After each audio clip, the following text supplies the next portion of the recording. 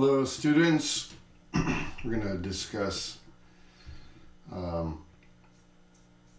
Aristotle's Rhetoric, Section 5 of the Stanford Philosophical Encyclopedia. Put the link right here. So in this section on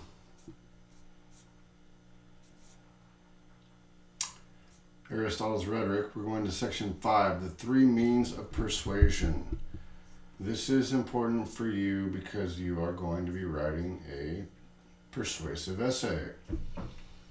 So the three terms we use to describe these means of persuasion are ethos, pathos, and logos. The ethos is the character of the speaker, pathos is the emotional state of the hearer, and logos is the argument itself.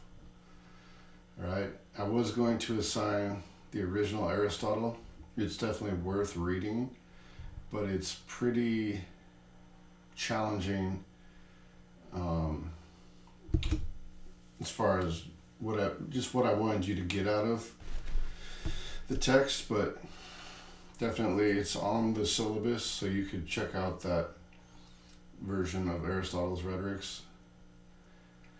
And Aristotle's Rhetoric is definitely worth a read, but for this assignment, I just want you to figure out the logic of these three. All right, so first of all, persuasion through the character of the speaker. This is accomplished whenever the speech is held in such a way as to render the speaker worthy of credence.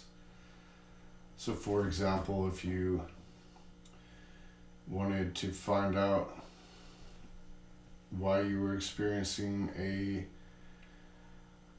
health issue and you went to a doctor, the character of the doctor, the fact that they have a degree in medicine, you go to a hospital to talk to them, that gives them the appearance of credibility. And so we're going to take what they say more seriously than somebody who appears in your Instagram search feed.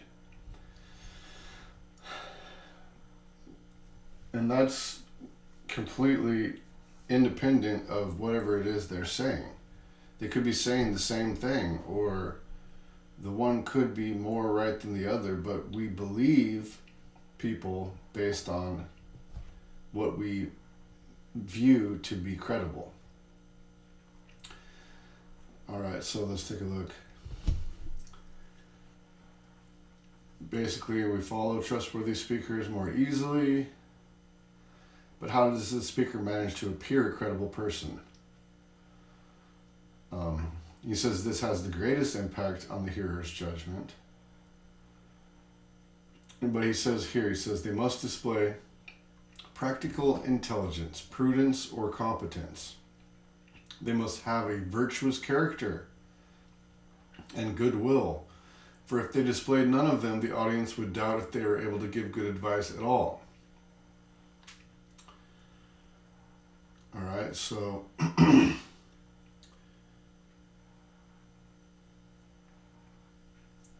they must accomplish these effects by what they say in the speech. It is not necessary that they are actually virtuous persons.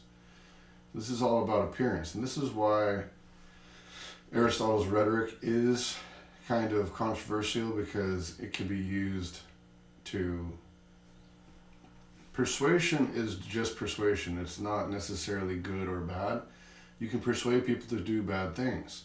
You could persuade people to believe false information. But these are the tools of persuasion. We're going to use them to constructive ends.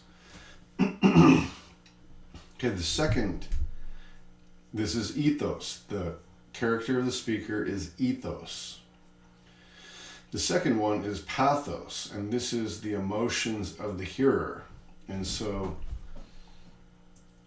you are making an appeal to people that they're either afraid or angry about the problem you're trying to give them a solution to, right? So you're trying to say something like, do you want the world to be ruled by robots, unfeeling, calculating, lethal weapons of practicality? If you don't want your grandchildren to be slaves to robots, then we need to confront the issue of artificial intelligence and robots now. Otherwise, your grandchildren will likely become slaves. Right? So you're trying to get people to feel the consequence of not following the course of action you are trying to present. All right, so we read here, Aristotle even introduces the emotions or passions by saying that those things due to which people, by undergoing change, differ in their judgments. He illustrates this general assumption by pointing out that we do not judge in the same way when we grieve and rejoice or when we are friendly and hostile. Therefore, it seems that the speaker has to arouse emotions exactly because emotions have the power to modify our judgments. Right? So if you're afraid, you're going to be more likely to give up something. Right? Like if you're afraid that if you're afraid your child doesn't get the best private education, then they won't be able to compete in the job market. You might try to enroll them in a private school, even if you can't afford it. Right? So different emotions are motivating. And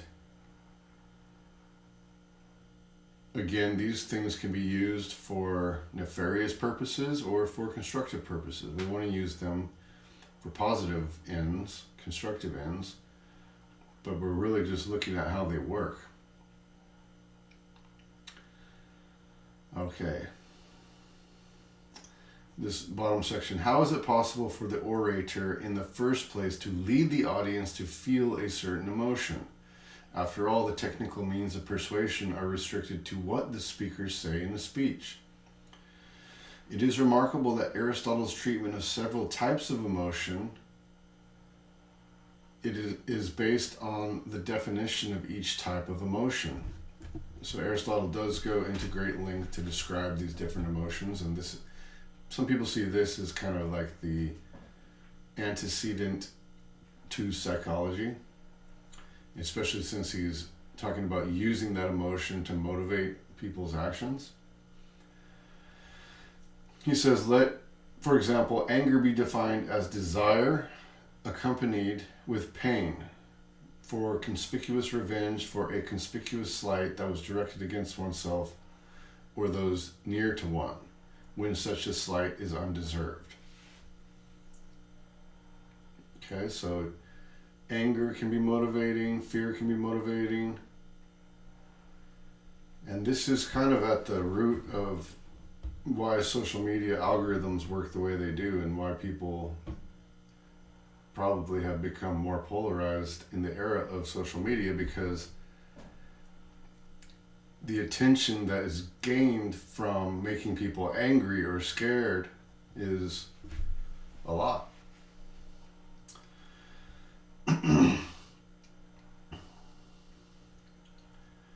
So Aristotle suggests that we can deduce in what state of mind people are angry, against whom they are angry, and for what sorts of reasons. If we want to make an audience angry, we have to address all three factors, making the hearers think that there are people who deserve their anger, there is a reason for being angry, and by bringing them into a state of mind in which they are prone to anger.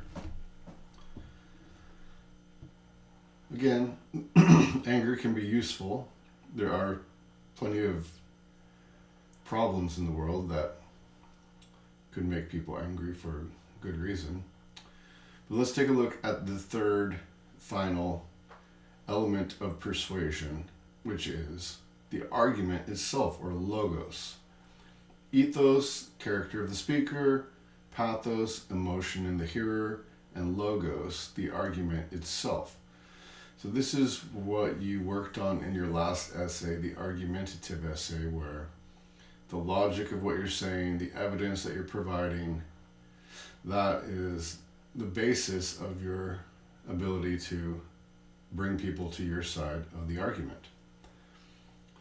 So you're either proving or seeming to prove your... I don't see proof in your contacts. To who? Siri. Siri just scared me. Anyways. That's the gist of what I wanted you to get out of this week's reading. Ethos, pathos, and logos. In your persuasive essay, which of the three are you going to use, and in what order? How are you going to use this information to structure and sequence your claims for your argument? All right, hope you have a great time writing. Don't forget to respond to this reading. Till next time, thanks.